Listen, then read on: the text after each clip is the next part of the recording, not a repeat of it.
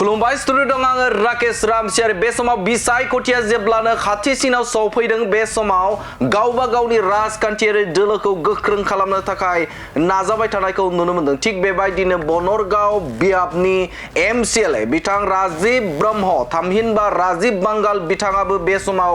गावनि दोलोखौ गोख्रों खालामनो थाखाय बिथाखौ गोख्रों खालामनो थाखाय बे समाव जगदान होनाय हाबाफारि बे हाबाफारिया सोलिबाय थादों मैयाबो दाउलिगुरि बिसिडिसिनि सिङाव थानाय 29 नखरा बिथांखौ मोजां मोननानै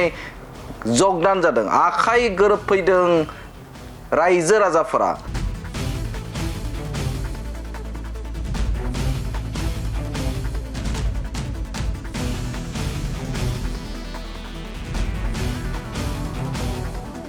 आरो बे हाबाफारियावनो बाहागो लानानै एमसिएलए बिथां राजीव ब्रह्मआ बुंथिदों जे बे समाव बनरगाव बियाब बे बनरगाव बियाबाव आं देरहागोनना 100% रोखा 200% आं बुङा नाथाय बे जानोबो हाथाव नङा नाथाय बे समाव 100% रोखाया बे जाथाव बेनिखायनो आं बे समाव बा दासान्दि बनरगाव बियाब बे बनरगाव बियाबाव आं देरहागोनना रोखा होनानै बाथ्रा बुंथिदों बिथां राजीव ब्रह्म बिथाङा आरो बिथाङा बुंथिदों जे बे समाव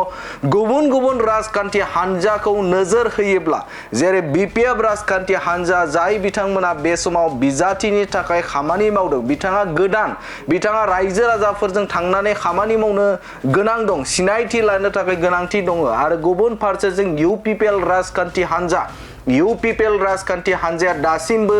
रोखा नङा जे सोर बिजाथि जागोन नाथाय बे समाव बनरगाव बियाबाव आङो सेथि पजिशनाव दङ आरो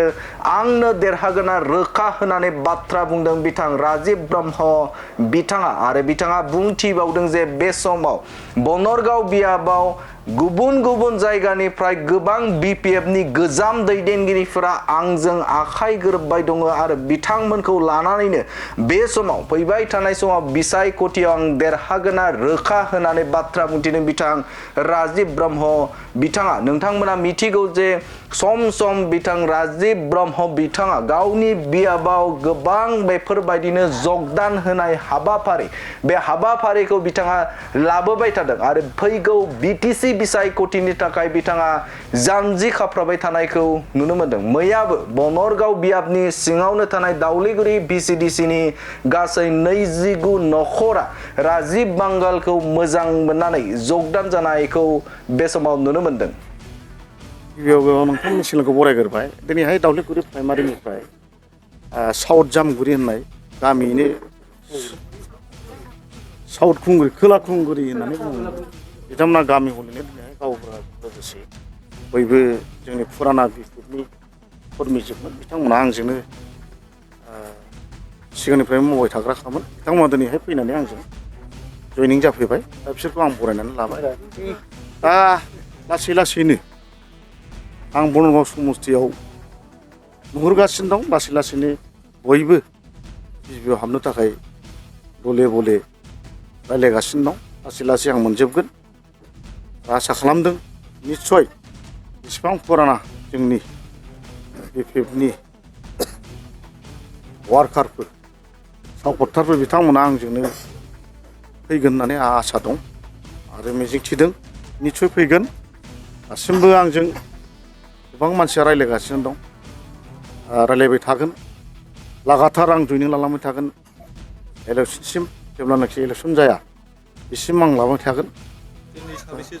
दिनैहाय बिदि मानसि हिसाबैथ' नङा न'खर हिसाबै दिनैहाय 20 नखर फैदों 29 नखर हिसाबै बिसोर साफा साफा फैदों दिनैहाय दा बिथांमोनखौ आं गोजोनदों 29 नखर फैबाय माने बे खोला खुंगुरियाव माने गैला होननानै सोरबा थानो हागौ गासिबो मानसियाथ' आंखौ मोजां मोनजोबा मोनसे पार्टिखौ बा बिजेपिखौबो मोजां मोनजोबा बयहाबो आलादा आलादा आइडिय'लजि थायो बे हिसाबै दिनैहाय 29 नखर फैबाय दा आसा खालामदों दाउलिगुरि प्राइमारि हिसाबै दिनैनि दिनाव बांसिन जिखि पार्टियानो थाया मानो गासिबो बिजेपियाव फैखाजोबगोन आरो फैबायबो देरहानाया खाथां दाउलिगुरि प्राइमारि हिसाबै बनरगाव बियाबाव नोंथांनि दानि थासारियावथ' आं नुहुरनानै मोनदों रायजो राजाफोरनि खना खनला रायलायनाय बुंनाय गासिबो पुराना बिपिफ्रा आंखौनो इलेक्सन फैबा जिखि बुङा मानो जिखि लिडारानो फैया मानो जोङो राजिब सारनोनो भटखौ होनानै देरहागोन होननाय खोथाया दङ दा बेफोरखौ खोनानायनि लोगो लोगो आंनि गोसोआबो बिराद गोजोनदों आरो निस्सय आसा खालामदों आङो देरहानाया 100% खाथांबाव खुनु आरो बेले बेजे गैया बनरग समस्थियाव दासान्दि इउपिपिएल आरो बिपिएफ बिथांमोनाबो गामि गामि हाबनानै मिथिं खुंबाय थानाय बेथ' राजनितिनि मोनसे सिस्टेमखा बयबो हाबगोन बयबो बुरखायगोन आंबो थांगोन बिसोरबो हाबगोन बेखौथ' रावबो बादा होनो हाया दा बिपिएफ हिसाबै आं खोनादों गोदान केन्डिडेट जागोन होननानै बिथाङा हयथ' गोदान हिसाबै बेखौ रावबो सिनायामोन दा बिथाङा सिनायनो थाखाय दा हाबदों जानो हागौ प्राइमारि आरो इउपिपिएल हिसाबैबो जेनेबा बनरगांआव दासिमबो खाथां केन्डिडेट गैया बिथांमोना बयबो दा हाबलायगासिनो दं सोर मोनो आंखौ मिथिनो मोना खिन्थु बिपिएफनिफ्राय आङो कुमल नार्जारिखौ आं खोनाबाय बिथाङा दा हाबगासिनो दं बे हाबनांगोन उफाय गैया गोदान हिसाबै बे हाबखानांगोन बे जाहैबाय आंनि मोनदांनायाथ' आंनि थाखाय बेयो जेबो खोथा नङा आरो साननांगौ आंहा जेबो गैया गेलेथों बिथाङाबो बयबो राजनितियावथ' गावखौ दुरबल होननानै लाया बयबो देरहागोनखौथ' होननानै लाखागोन बे 2 जौखोन्दो 300 देरहागोन होननानैबो लानो हागौ 2 जौखोन्दोथ' देरहायाना फुटबला जेरैहाय फाइनालाव गरसेयावनो देरहायो थिग बिदिनो ओंखायनो आं दा 100% आं देरहागोन नङा होमबा 200% देरहागोन होनना बे मिनिंलेस नंगौना नङा आं खोनादों दा बेफोर जेबो नङा बिथाङा गेलेथों दा बिपिएफनिफ्राय बेखौ सायख'दों होननाय खोनादों बिथाङा सिगाङाव राजखान्थियाव ओंखारनांगौ बिथाङा ओंखाराखैमोन बिथाङा साख्रि मावदों आंनि मिथिनायाव बिथाङा साख्रि मावदों दा रिटायार्ड जाबाय भिडिअ होननाय खोनादों भिडिअ सिनायखायो आङो गोदोनिफ्रायनो दानिल' खोथा नङा गोदोनिफ्रायनो जों सिना जानाखा थांलाय फैलायबो बिथांमोनजों दंलायो सोमोन्दो दंलायोमोन जोङो रावबो नङा बिथाङाबो जोंनिनो मानसिखा जायखिजाया बे जानायाव आंहा जेबो आपत्ति गैया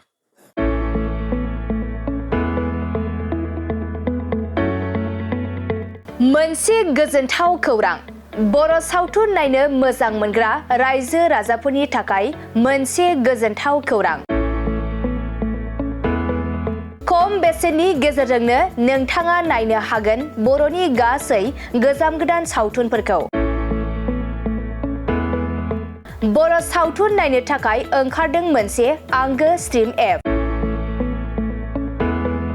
बे आंगो स्ट्रिम एपखौ नोंथाङा नोंथांनि मबाइलाव डाउनल'ड खालामनानै खम बेसेनावनो बर'नि गोजाम गोदान गासै सावथुनफोरखौनो नायनो हागोन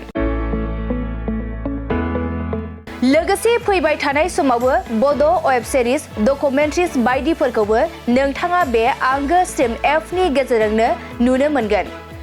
बेनि अनगायैबो बर' सावथुननि दिहुनगिरिफोराबो बे आंगो स्ट्रिम एपआव गाव गावनि सावथुनखौ आपल'ड होनो थाखाय खौरां लाहरनो हागोन आरो जाय बिथांमोननि सावथुनफोरा इउट्युबाव पाब्लिश जायाखै बिथांमोनाबो बे एपआव आपल'ड होनो थाखाय खौरां लाहरनो हागोन बिनिखायनो बर' सावथुननि दिहुनगिरि बिथांमोनहा गाव गावनि सावथुनखौ बे आंगो स्ट्रिम एपआव आपल'ड होनो गोसो दंब्ला नैबे 7086320938 जानबुं नम्बराव खौरां लाहरनो हागोन